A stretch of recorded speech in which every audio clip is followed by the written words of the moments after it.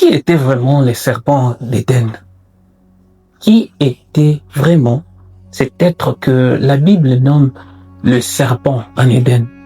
Était-ce un simple reptile ou y a-t-il une vérité plus profonde et plus sombre derrière cette figure? Ici, Dr Mwanga, un amoureux de Jésus, et bienvenue aux Révélations inspirées.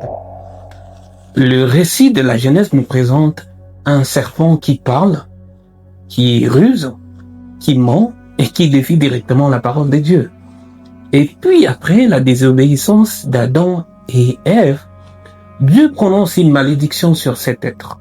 En Genèse 3, 14, il dit ceci. Dieu dit au serpent, « Puisque tu as fait cela, tu seras maudit entre toutes les bêtes des champs.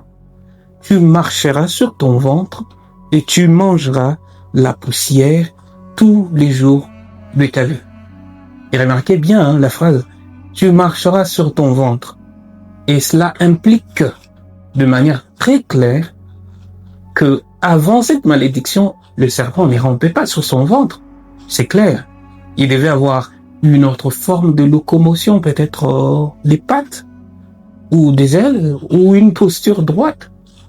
Mais cela nous indique que cet être était différent de l'image que nous avons du serpent commun après la chute. Ce n'était pas juste un animal, mais un être qui a subi une transformation et une dégradation de sa forme après la condamnation. Maintenant, c'est ici que la langue hébraïque, d'ailleurs, la langue originale de la Genèse, nous offre une clé de compréhension fascinante.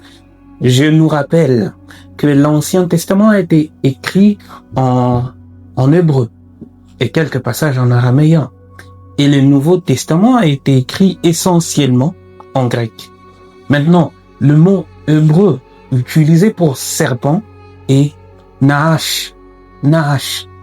Ce mot est très intéressant car il ne signifie pas seulement serpent. Il est lié à des racines qui signifient enchanter, deviner, pratiquer la divination et dans certains cas il signifie brillant, cuivré. Cela suggère que le Nahash n'était pas un simple animal ordinaire. Il était peut-être un être d'une apparence brillante, fascinante, voire lumineuse, capable d'enchanter et de manipuler.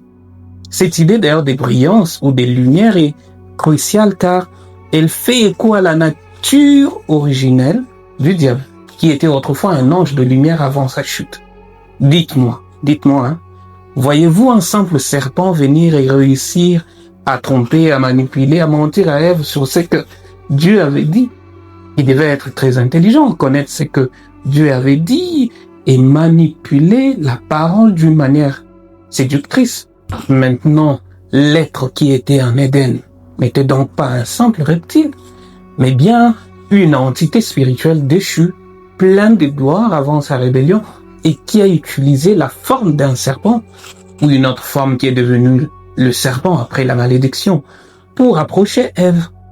La connotation de brillance du mot Nahash prend alors tout son sens, décrivant peut-être l'éclat de cet être avant sa déchéance.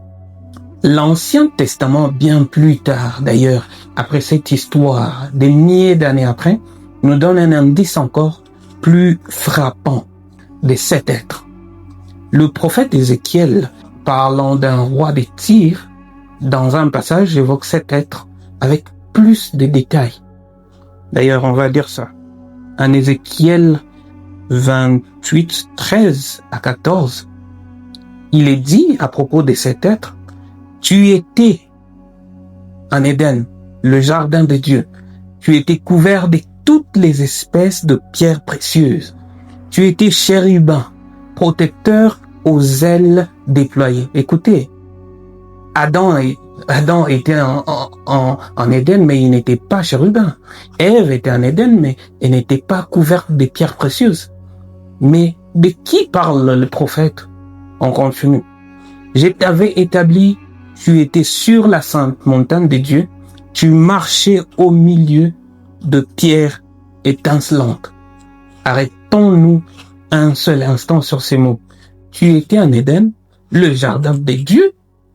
Cette description place directement cet être puissant et glorieux, un chérubin, un ange de haut rang, dans le même lieu et au même moment que le récit de la Genèse. L'être qui était en Éden n'était donc pas un simple reptile, mais bien une entité spirituelle déchue, pleine de gloire avant sa rébellion, et qui a utilisé la forme d'un serpent, ou une autre forme qui est devenue le serpent après la malédiction, pour approcher Ève. D'ailleurs, le Nouveau Testament confirme cette identification en Apocalypse 12, 9. L'apôtre Jean écrit ceci.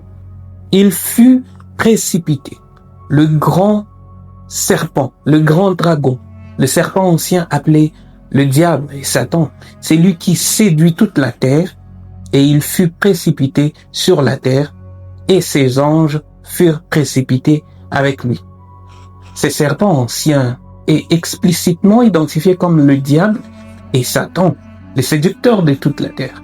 Il n'y a donc aucun doute. L'être qui a trompé Ève en Éden n'était pas un simple serpent du règne animal.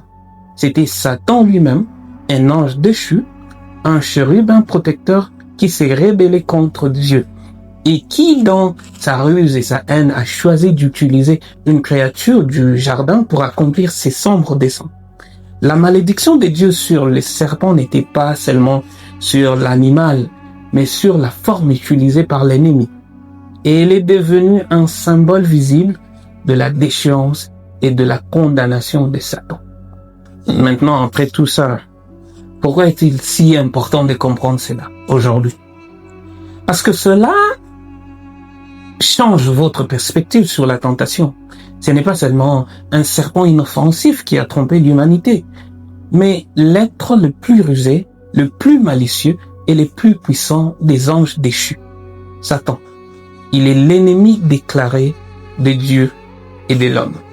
Cette révélation accentue encore plus la gravité de la faute d'Adam. Non seulement il n'a pas protégé sa femme, mais il a laissé un ennemi spirituel redoutable s'approcher et s'aimer la discorde. Cela nous rappelle à une vigilance spirituelle encore plus grande. Nous ne luttons pas contre la chair et le sang, mais contre des puissances et des dominations. C'est ça ce que dit la parole. Alors prions. Père céleste, ouvre nos yeux sur la réalité de l'ennemi invisible. Aide-nous à discerner ses ruses et à ne pas nous laisser tromper par ses mensonges. Révèle-nous de ton armure spirituelle pour que nous puissions tenir ferme contre toutes les attaques du diable. Dans le nom puissant de Jésus-Christ. Amen. Comprendre l'identité d'une hache, le serpent, en Éden, nous prépare encore mieux à la prochaine leçon, celle de Job. Un homme qui, face aux attaques directes et dévastatrices de ce même Satan, a tenu ferme. Donc restez connectés pour découvrir comment la foi de Job peut être un modèle pour nous et que Dieu vous bénisse.